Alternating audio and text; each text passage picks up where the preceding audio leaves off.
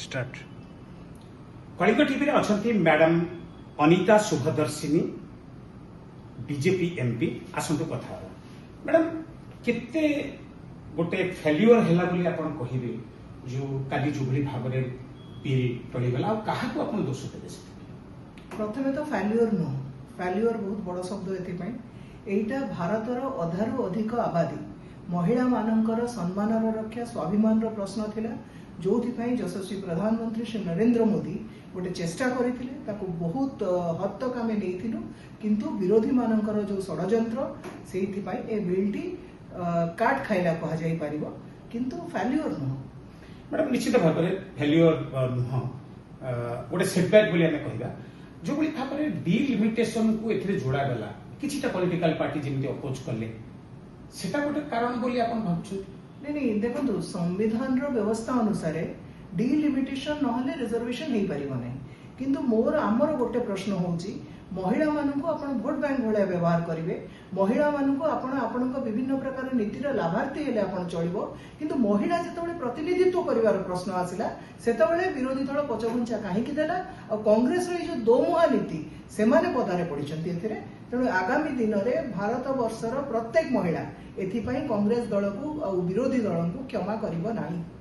madam आज जमती प्रियंका गांधी कहिसेंती जेटा black day होची सरकार पाई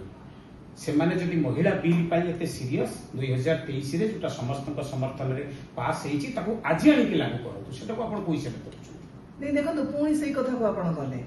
बारंबार कुहा होची संविधान रो गोटे आगे व्यवस्था अछि संविधान गांधी परिवार रो व्यक्तिगत तांकर डायरी पर्सनल डायरी नो गांधी परिवार जब किसी अलग डायरी अच्छे कहते आज्ञा सोनिया गांधी अच्छा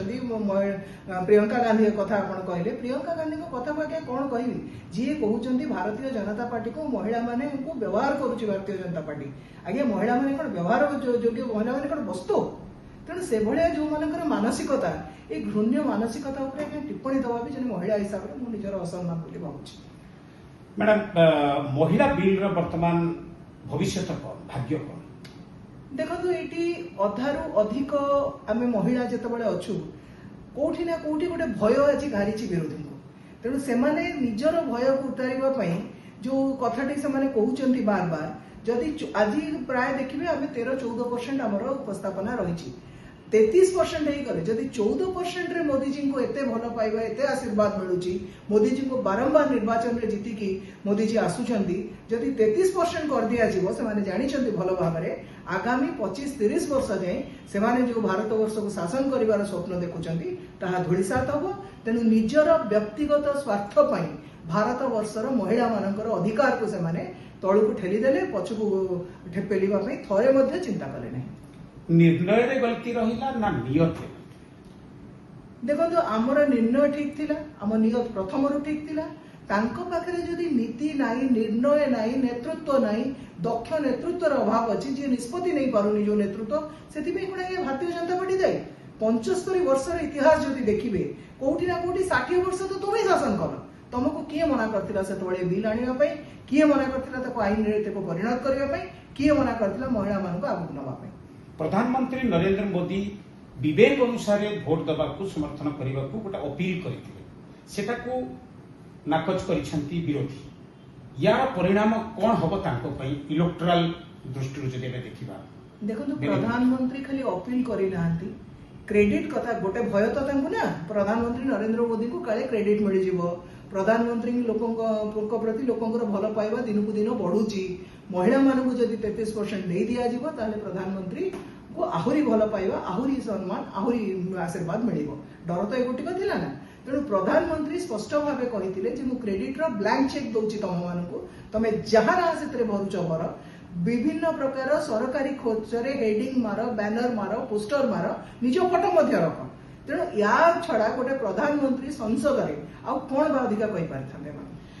ओडिशा कथा आसीबा जो बड़ी भाव में विरोधी दल नेता नवीन पट्टनायक आपण मान पाखक चिठी लिखिथिले मुख्यमंत्री मोहन माझी पाखक चिठी लिखिथिले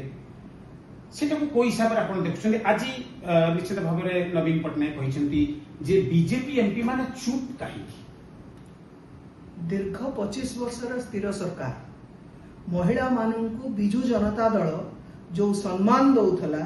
ताहा समस्ते आमे माने 4.5 कोटी ओडिया अल्पे बहुते ताकू समस्ते आमे अंगे निभेइचे तांको पई महिला केवल गोटे भोट बैंक थिला तेणु बिजू जनता दलर जे वर्तमान लीडर ऑफ द ऑपोजिशन तांकर जदि सामान्यतम राजनैतिक स्वाभिमान बंची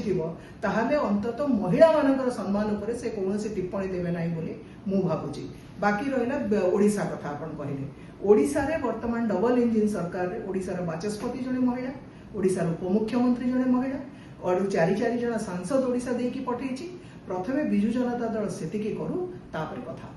सीट संख्या जोटा 34 हवा कथा जदि हेइथांता 29 हवा तो आमर जो 15% आमर बार्गेनिंग पावर टा कम थी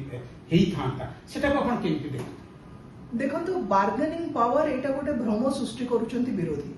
बिल को आइदर बुझु नाहंती मते लागुची बुझिकिरी न बुझिला बेले एक्टिंग करूचंती कारण जो आमर ओडिया रे कथा अछि चेई सोइथिबो जे ताको उठेइबो किए ये विरोधी दलर अवस्था आज्ञा सेया से कांग्रेस होंतु इंडिमेंटरे आज बिजू जनता दलर नेता मध्य सामिल होइचंती तेणु समस्त को मु आगे गोटे दर्जारे रखिकरी कहूची तेणु एमानकर जो चिंताधारा गोटे मानसिकता ना जो महिला को आगु को दबुनी महिला नेतृत्व नेले सेटा आम पई ग्रहणीय नुह एही मानसिकता को आमे विरोध करूछु आ नरेंद्र मोदी को सहित आम भल पाइबा अछि आ एई जो संघर्षटा एमाने भाबंतुनी जे संसद रु सरी जिवो एटा आज्ञा आगामी दिन में तलू को जीव एटा भारतीय जनता पार्टी बिल नथिला एटा केंद्र सरकार बिल नथिला एटा भारतर प्रत्येक महिलार स्वाभिमान और सम्मान प्रश्न आपको नहीं कि आमे तलू को जीव गाँ गाँ रे महिलांकर आक्रोश शिकार हब विरोधी विजय आपणकर बोली भाबुछु निश्चय आज्ञा